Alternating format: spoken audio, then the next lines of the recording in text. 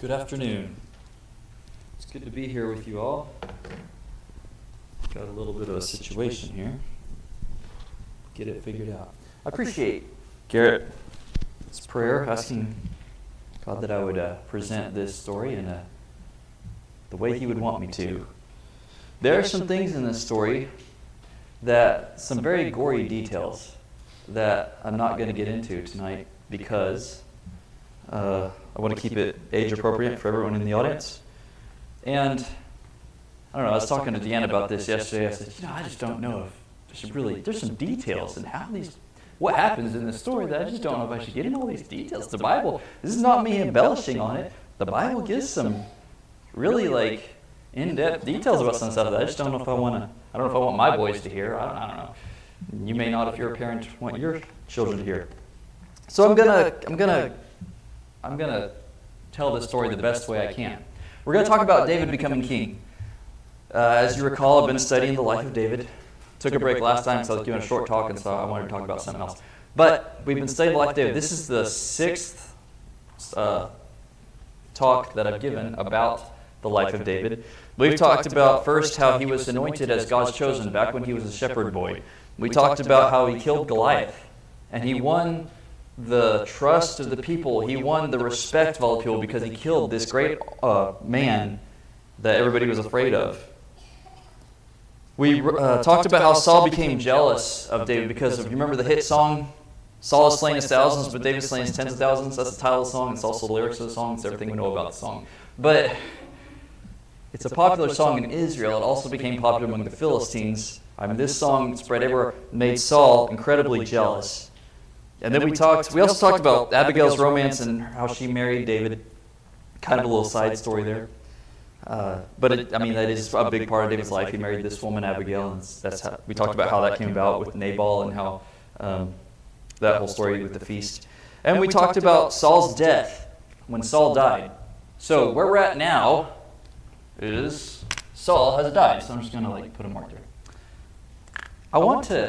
I've laid out some guys' names here because as we go through this story, one of the hardest, I've read this story many times throughout my life, but one of the hardest things for me is I'm like, okay, so this guy did this to this, and this happened to that, and I'm like, who is this guy? So I've listed out here, this is Saul, and the big conflict, and the reason this story is so cool is that there's this huge conflict. Any good story you're going to read has big conflict, right? And the big story in David's life is that, David and Saul, is that God was not happy with Saul. And I'm going way back to even before Saul was anointed as God's chosen one. Saul had messed up. He was supposed to go destroy the Amalekites, if I remember correctly. These people, God told him completely obliterate them off the face of the earth. And Saul, he takes his army over there, and he destroys most of them, but he takes back some of the nice sheep. He takes the king alive, and he wants to offer these guys as sacrifices. And this is kind of not in the story of David, but it's kind of leads up to why we get into David. God is not happy with Saul back then. God doesn't just kill Saul immediately, but he's not happy with the way he's leading Israel. He's not happy with the fact that he didn't do what God told him to do. So back then, God said, I'm going to raise up another one who has a man after my own heart, which is going to be David. This is decided years and years ago from where we're at today when David becomes king. Many years. Scholars estimate it's about 15 to 20 years from the time David is anointed as God's chosen one till he becomes the king of Judah, which I'll get into that in a minute. But so I've got these guys over here, right? Saul, this is King Saul. We all know him. We all know David. So these guys are on Saul's side. This is Ishbosheth. Ishbosheth is the son of Saul. So makes sense he's going to be the next king, right? This is Abner. He is the commander of Saul's army. And then Baana and Rechab are both some captains of the army. So these are all military men under Saul's army, right? Over here we have David. We all know who David is. I've talked about him quite a bit. We also got Joab, who is the commander of David's army or David's servant. David's got about 600 fighting men that are fighting on his side. So he's got a relatively small army, large. He's got an army there. Joab is the commander of the army. Asahel is Joab's brother. These guys are brothers. That's important to know. But Joab is the commander of the army, so he's kind of like second in command.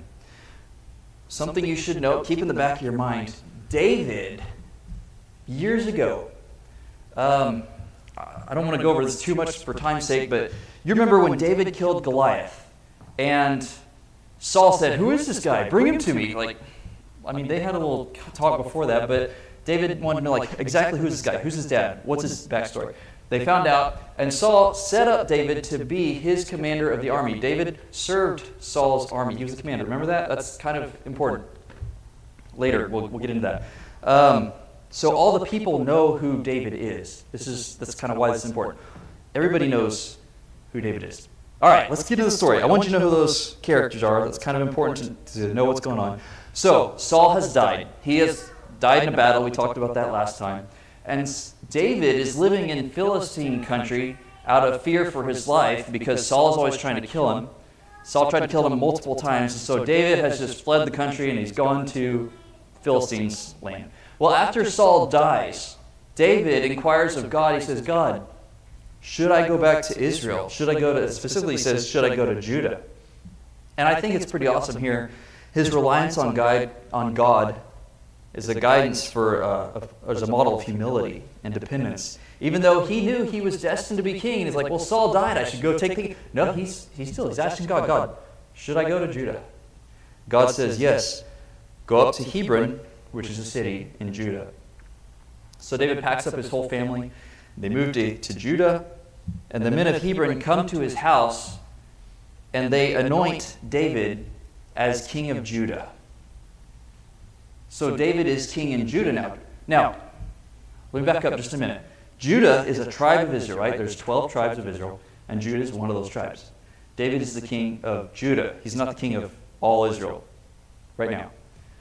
Now picture what's going to go down if David is the king of Judah. And what about this guy? Remember this guy? Ishbosheth is the son of Saul. Now picture, I want to try to make this hit home. I don't want to get political on here with you, but picture this. I told you David used to be the commander of Saul's army, right? In my head, and this may not be a good analogy. I don't know. I should have. Anyway, I'm going to throw this out there. Y'all tell me what you think about it later. So Trump used to be the president of the United States, right? He was for a while. Right now, my understanding is, and man, when I get into politics, I tell you my understanding, that's dangerous. But my understanding is Kamala Harris is running for president, and Trump is running for president, right? Now, Joe Biden is the president, but the next, I don't know if I want to say logical successor or whoever, the whole country, Joe Biden's the president, so Kamala would be like the next successor. If Joe Biden was the king of America, he would probably pick Kamala to be the next queen, right? Put it that way.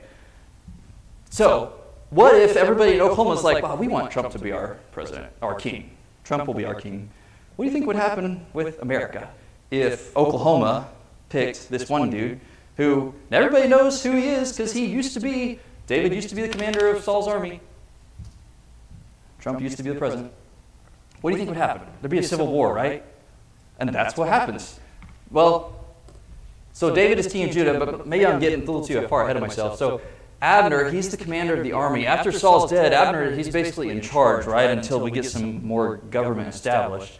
And so Abner, he brings Ishbosheth out. He says, "Hey guys, this is your next king, Ishbosheth, right? He's going to be the king. He's the son of Saul." And everybody's like, "Yeah, Ishbosheth's our king." So Abner, they all make Ishbosheth the king of Israel everywhere, except for Judah. Judah has accepted David as the king, and Judah has anointed David as king. This is David's second anointing. He was first anointed as the chosen one of God, right? He wasn't anointed as king, he was anointed as the chosen one. Samuel the prophet anointed him as the chosen one. Now the elders of the men of Judah anoint David as the king of Judah. So the country now is kind of divided as far as who is their leader. Remember the connection. Before I get too far ahead of myself, I want to point out the connection. I always like to point out the connection between David and Jesus. And right now we're going to talk about the significance of Judah. Remember, Judah is one of the sons of Jacob, right? I told you there are 12 tribes of Israel. Those 12 tribes each represent one of the sons of Jacob. And Jacob says in Genesis chapter 49, verse 10, "The scepter shall not depart from Judah, nor a lawgiver from between his feet until Shiloh comes, and to him shall be the obedience of the people." Judah has a special place in the biblical story. Big picture here. Matthew chapter 1, verses 1 through 2, we'll read about the genealogy of Jesus. It says, starting in verse 1, the book of the genealogy of Jesus Christ, the son of David, the son of Abraham. Abraham begot Isaac, Isaac begot Jacob, and Jacob begot Judah. Jesus, the Messiah, was going to come from Judah. David is now king of Judah. All right, that's just a kind of a side note there I think is cool. But back to the story. I told you this was David's second anointing.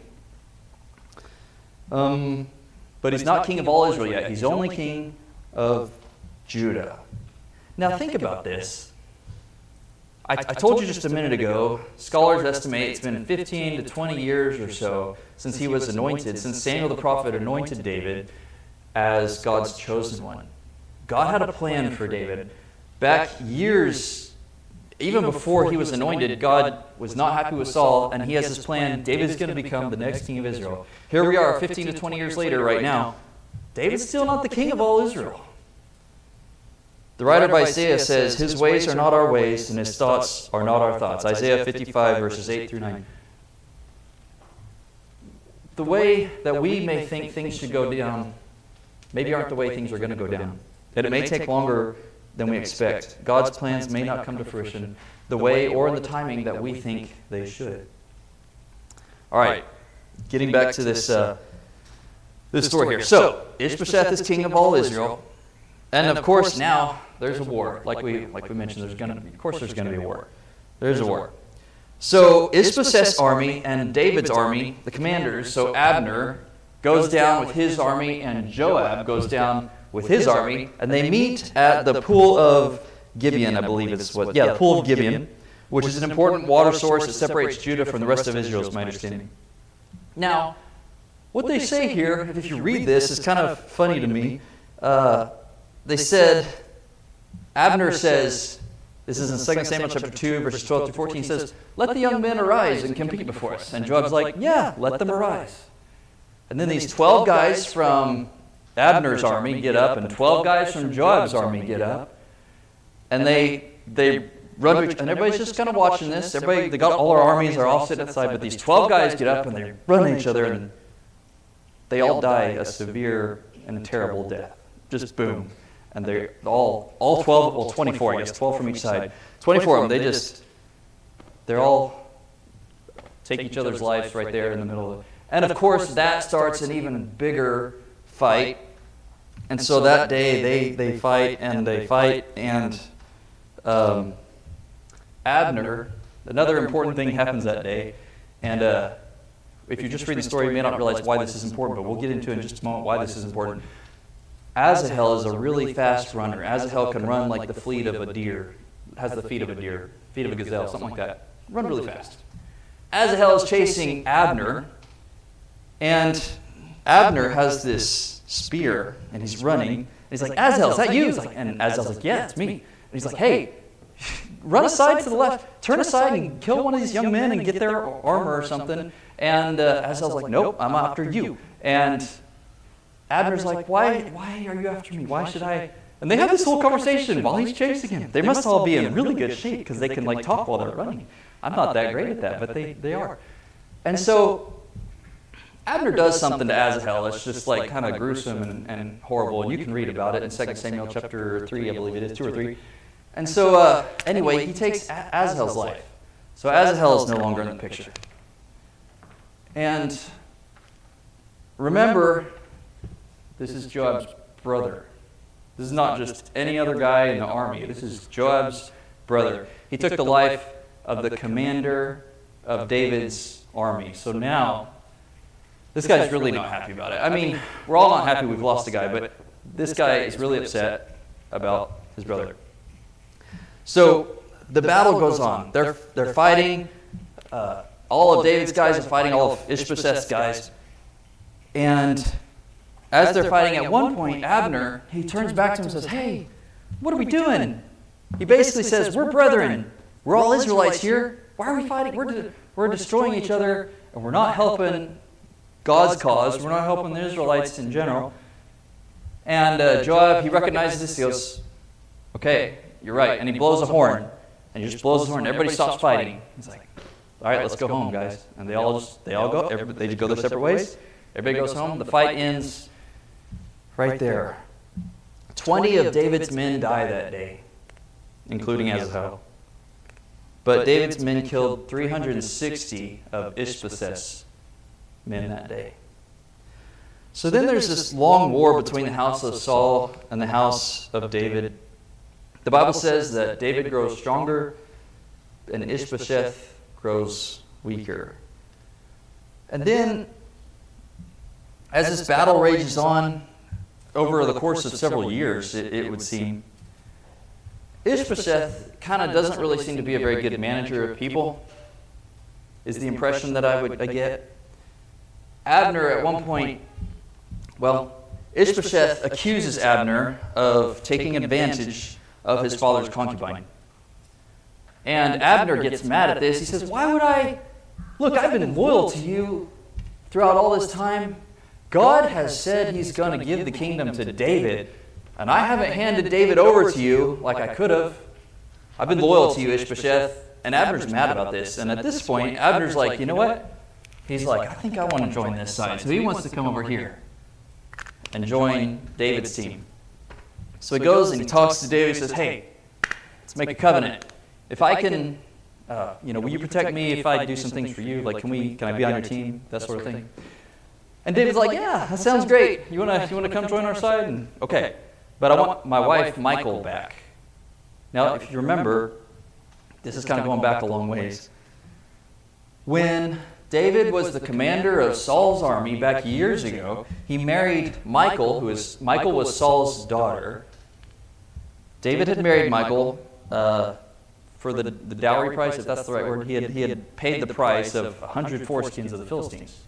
And David, he says to Abner, he says, hey, remember that? I paid for Michal, I paid 100 foreskins, and I want my wife back.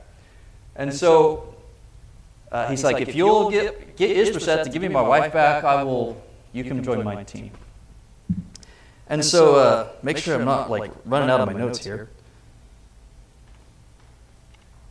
All right, so Abner's like, yeah, okay, we'll make that happen. And so he tells Ishbosheth, hey, this Michal should be David's wife, but she right now is married to this other guy named Paltiel, and if I'm saying his name right, but so we need to give Michal back to David. And so Ishbosheth, all right, okay, so Ishbosheth's okay with that. So Abner goes to get Michal and take her back to David. And Paltiel follows along behind, just crying as he follows her. It's really a sad account of that. And Abner tells him, go home. So the guy goes home. He goes away. So then Abner comes back over. He's like, all right, David, I got Michal for you. Here she is. And so that's all great. Abner's like, I'm going to talk to all these people. I'll talk to elders in other tribes of Benjamin and other tribes, and I'm going to tell them that, you're the new king, and you should be the king. And now remember, Abner is the commander of Ishbosheth's army. He's a guy of influence. He's the guy who got Ishbosheth king of Israel in the first place. I mean, he brought Ishbosheth out and said, hey guys, let's make Ishbosheth king. Well, now he doesn't really like Ishbosheth anymore. So he's wanting to join David's time. So he's going around and politicking for David to say, hey guys, we need to make David king. David's like, yeah, that sounds good. And so David has a feast for Abner. And they feast and everything's good. And David sends Abner away in peace. Joab finds out about this. Now you remember, Abner is the guy who took the life of Asahel. Asahel is Joab's brother. Joab, when he hears that Abner was in town, David had a chance to take vengeance on Asahel, and David just let Abner go away in peace. Joab's not having it. He says, whoa. Hey, he sends some messengers out to talk to Abner. He says, get Abner, tell him I want to talk to him. I just got something I want to talk about. He says, okay. So Abner's like, yeah, man, let's talk. And he goes and he's like, come, let's talk in private. They talk in private. Abner's carrying a sword, like I guess everybody's got a sword on them in those days. Well, they're all fighting men, right? They're all soldiers. And Joab, while they're in there having their private little conversation, Joab puts a line through Abner. You know what that means. And you can read about what exactly he does to Joab. The Bible just tells it tells it all out there. But so far, we've got 3 people have passed away, had their lives taken. But okay, so David is not happy about Abner's death. And make sure I'm not getting out of order here. So yeah. So they have a funeral for Abner, right? Now remember, Abner is the commander of the army of Israel. He's a big, important guy. So there's this big funeral. I'm sure like everybody's there. David is there. Now you can imagine how dangerous it would be for David to be at this funeral. But even still, he's at the funeral, and he follows behind the coffin as they take him to take Abner to the funeral place where they bury people. And can't remember the cemetery. They take him to the cemetery. And David is following the coffin, and he's crying as they go, and David is really sad that we lost Abner. And the whole country, they kind of see David's disposition. And they kind of get to realizing that, like, David is not, like, out to attack Ishbosheth, and David is not, like, out to just take over the throne, like you might expect someone who's wanting to rise to power. David's not really, like, trying to do that. He's trying to do what God wants him to do. Well, so he's sad about Abner's death. These two guys, I'm kind of reading between the lines a little bit here, but I think these two guys kind of saw what Abner was doing. They kind of probably also have seen the way Ishbosheth has been treating his people. And these two guys are captains of the army, probably next in line after Abner's death. But they do something kind of interesting. They go to Ishbosheth's house one day while he's laying in bed in the middle of the day, and they take his life. And again, you can read about what exactly they did with him. Now, they are wanting to join David's side too. So they take Ishbosheth's life, and they want to bring evidence back to David and say, look what we did for you, so we can join your side, right? And nowadays, if something like that happened, you could just take a picture of it. You could show them the picture, look what I did. But they didn't have cameras back then, so I'm going to let you use your imagination to figure out, somehow they need to identify Ishbosheth. They need to bring him back to David. They don't want to bring back his whole body, because that would be hard and difficult. So they do something else, bring something so that they can identify, so David can identify him. They bring him back to David, and David, when he sees this, when they bring him to him, these two guys, Baana and Rechab, they come to David, and they're like, look what we've got with Ishbosheth. And David says, what were you thinking? When Saul died, did you not see how I reacted when Saul died? Someone had taken the life of the Lord's anointed. And he's like, and I mean no harm to Saul's household. This is the household of the Lord's anointed. Throughout David's whole life, he always recognized that Saul was God's anointed person. And David would not lay a hand on Saul because of that. So he tells these guys, what did you think would happen when you brought this guy to me? And he says, I'm not going to reward you. They were seeking a reward. But instead, he has them done away with. So they're both out of the picture. And they do some pretty gruesome things to these two guys, and you can read about that too. I've crossed off everybody's names except for two guys. We're getting pretty close to the end of the story, you can imagine. So now, after the people, they've lost their king. These guys, Ishbosheth is really, his people are just turning him against him left and right. And so all of Israel at this point, they recognize that David should be the king. And so all the people at this point, they say, hey, David, we want you to be our king. And this is David's path to becoming the king of Israel. So now, all the people come together, they anoint David as king over Israel. I've gone through this in about 24 minutes. But this whole story, what we talked about tonight, from the death of Saul, from David becoming king of Judah till David became king over all Israel, took about 7.5 years. So I want you to kind of think about that. From the time that David is anointed as God's chosen one till David becomes king of Judah is about 15, 20 years. But then till David becomes king over all Israel is about 7 more years on top of that. And so the timing of this is it takes a while. So what are some things we can learn?